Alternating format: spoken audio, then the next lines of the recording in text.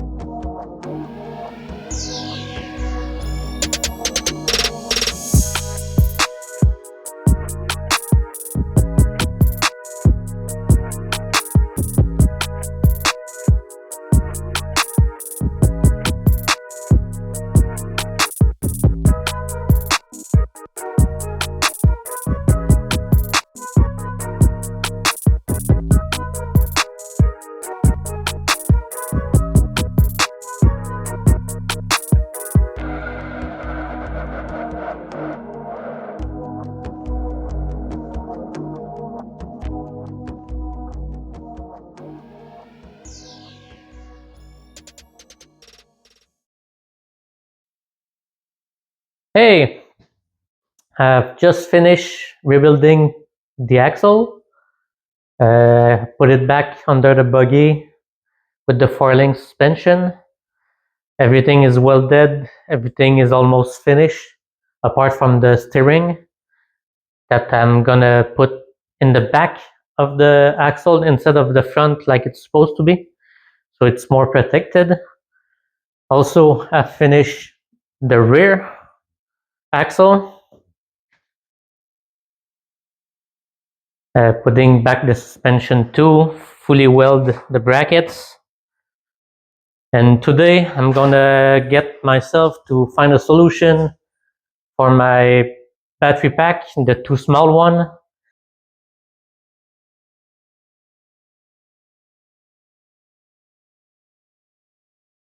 The old bracket Frank did to hold the battery down won't work anymore, so first he's cutting them off with the plasma cutter and finishing it with an angle grinder to remove all trace from the tube.